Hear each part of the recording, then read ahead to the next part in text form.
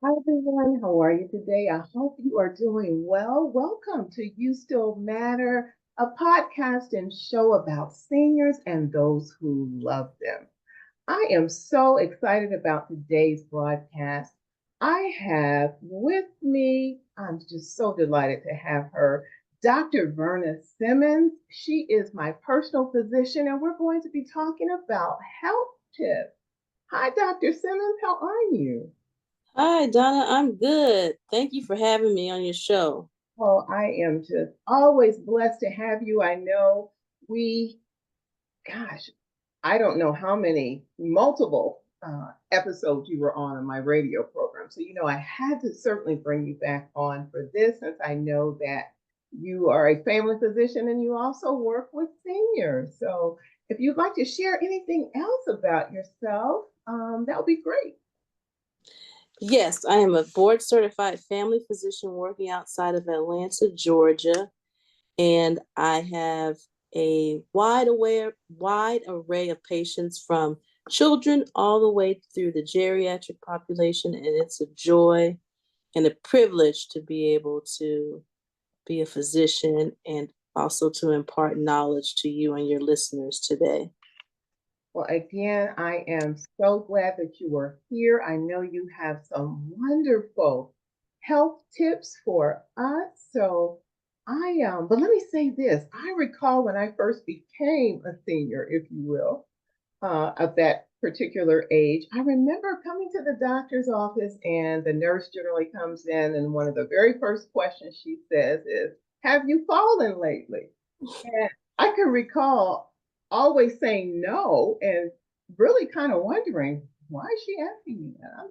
I haven't fallen until the day I fell. So when that happened, and of course, when I came in, I told her, yes, I fell. So she asked me about it.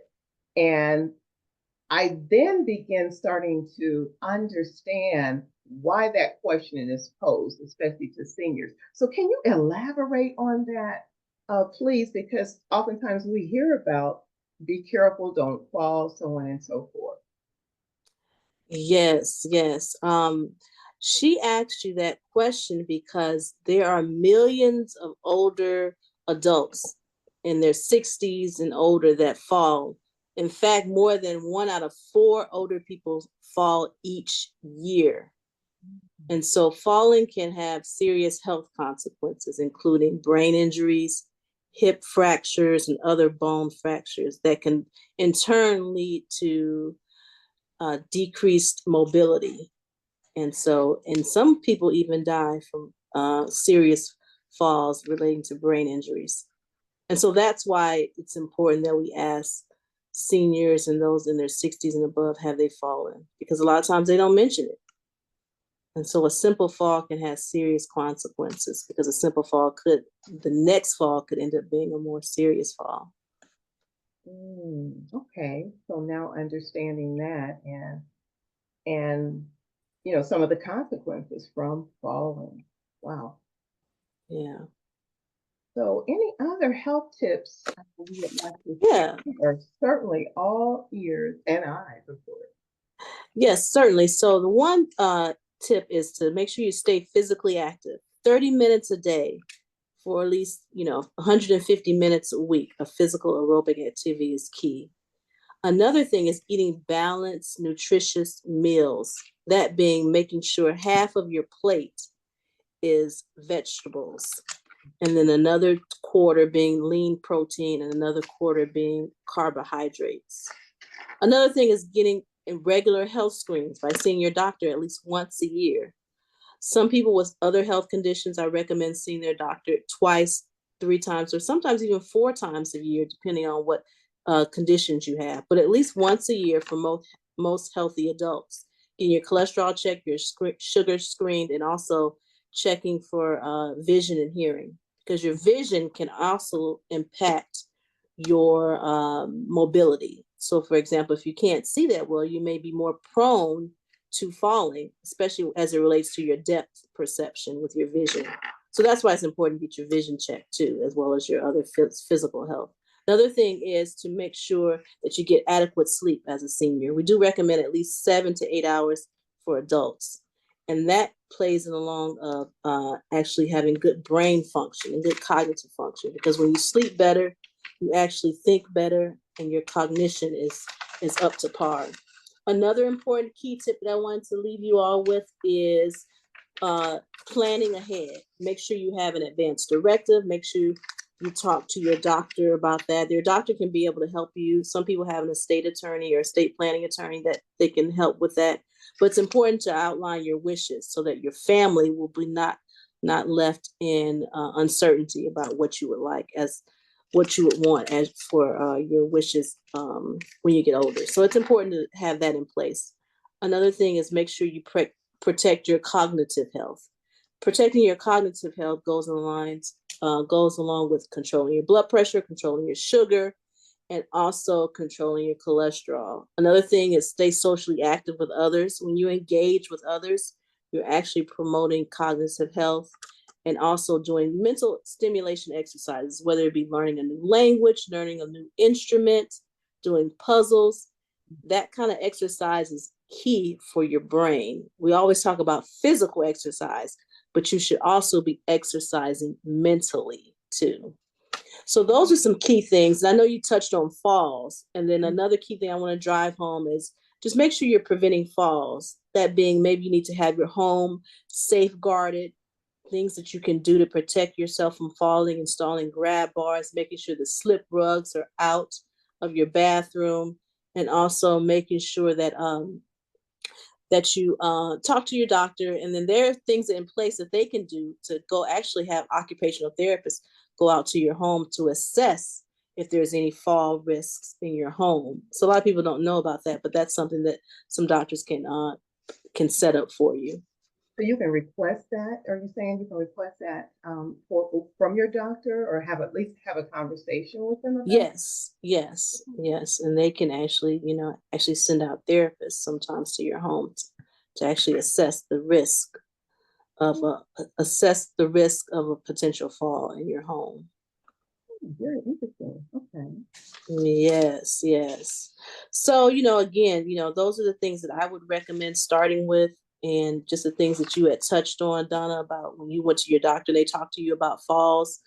It's essential to kind of think about, how you can protect yourself from falling, and by doing those things that I mentioned earlier. Mm-hmm. So let me ask you this question, because this is something that is very helpful for me.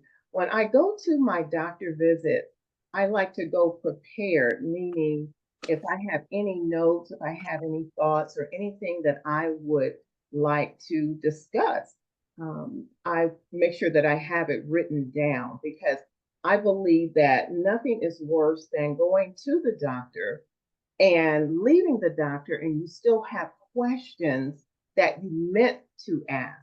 So I journal a lot. I take a lot of notes, and this is just something very helpful that I find for me, so I can get the most out of my appointment. What do you think about that? What are your thoughts on that? Being prepared.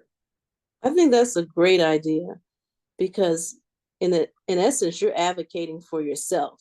Mm-hmm. And when you advocate for yourself, then you can be prepared better, and you can also make sure that there was nothing that you didn't ask that you may have forgot about. At least you have it written down. Mm-hmm. And so sometimes it's helpful for the physician that you have questions prepared. That way the visit can go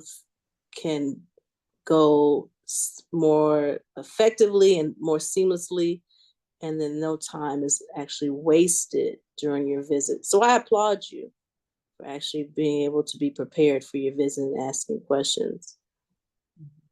And of course, those who may be of age that may need to have someone go with them to advocate for them. That's a pretty good idea too, to have that other set of ears, right? To be able to hear.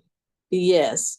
A lot of my older patients sometimes will bring their spouse, or they may bring their daughter or son to the visit, or other loved one that can help with shedding light on some of their health history. And sometimes they can ask a question that the patient themselves didn't even think of. So yes, I do recommend it. If you want to bring someone, definitely do that. Mhm. Yeah, because we certainly want to maximize, that as well. And also, I remember being asked about more supplements. Are you taking anything different than you were before you left? And so that's a good idea to have those either written down too, or to take them in with you. I know I've done that before. I'll put them in a Ziploc bag, so it's kind of like at a glance. So yeah.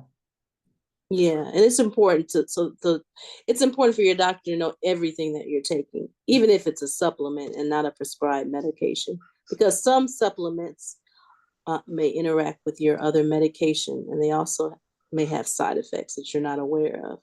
Mhm. Okay.